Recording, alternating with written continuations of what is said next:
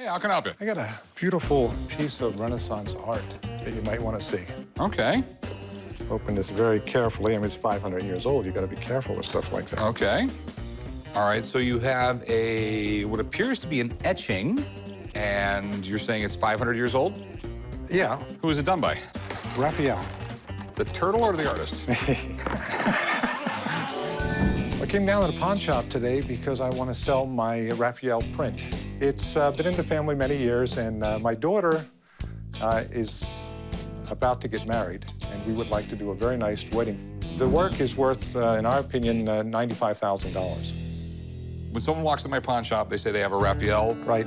It's sort of like walking in here, I have the Holy Grail. Okay. So where did you get this?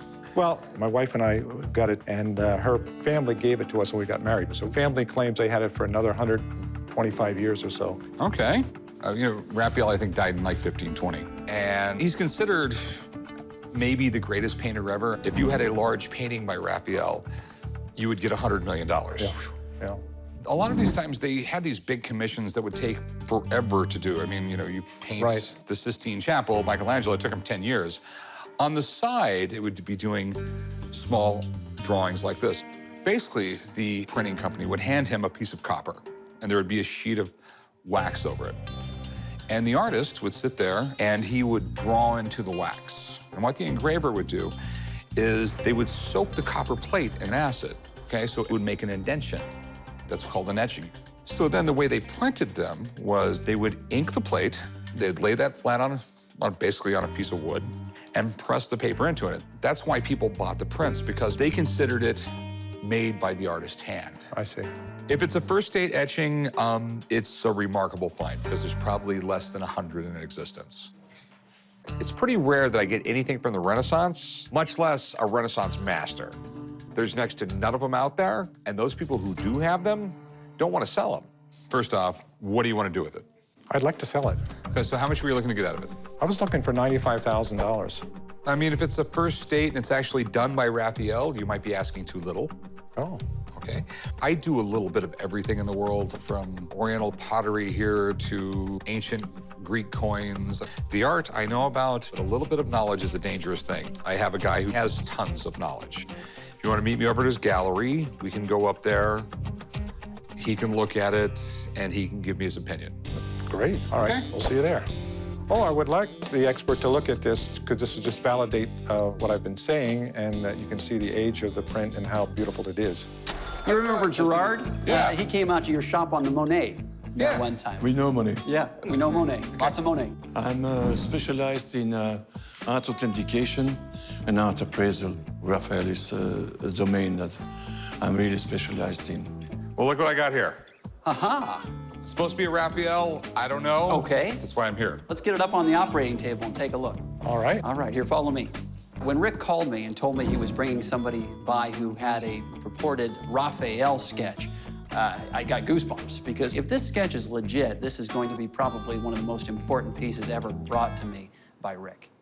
You don't get much higher up the pyramid than Raphael. He's really considered the third great master to come out of the high Renaissance. Obviously, you've got Leonardo da Vinci, you've got Michelangelo, and then you've got Raphael. And Raphael, he wasn't a third banana. I mean, he was considered a prodigy. He worked for 2 popes. His works hang, he's got frescoes and original paintings hanging in the Vatican, and just an exceptional draftsman. That I think you'd agree. Absolutely. The drawings of Raphael are selling like $42 million. Oh, yes, of course. He was exceptional at capturing really the idealized human form. And he was very much influenced by Leonardo's explorations of that and Michelangelo's explorations of that, particularly Michelangelo's David. The story that the family passed down, that is the picture of the model that Michelangelo used for David. Obviously, it is a print. Right.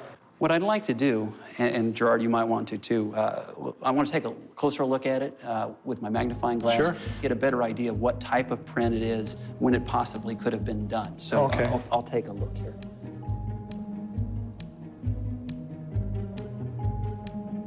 Take a look at this, Gerard. The one thing that gives me pause is if you notice down here in the lower left, Yeah. you can see where the edge is uneven, where it's been trimmed. Yeah. Yeah, that's what I thought too. This paper is maximum 100, 150 years old. Was never from period. I think it might be a collotype, which is a photomechanical method of reproducing artwork that they were doing in the 1850s. So certainly from a period standpoint, that matches up with when you said it entered into your family's collection. The problem with a value on that is that the more the artist is involved in the creation of the print, the higher the value. Obviously, if Raphael himself had done an engraving, we'd be talking, hundreds of thousands of dollars.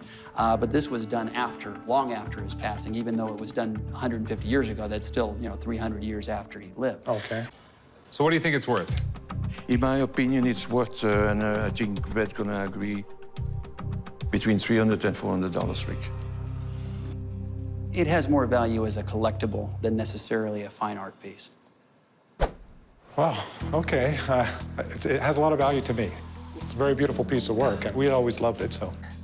Well, obviously, we're not going to make a deal because It's the money's not there. Okay. Hey, at least we Okay. found out exactly what it We was. found it out. We've solved the mystery. Thanks, you guys. Bye-bye. Drive safe.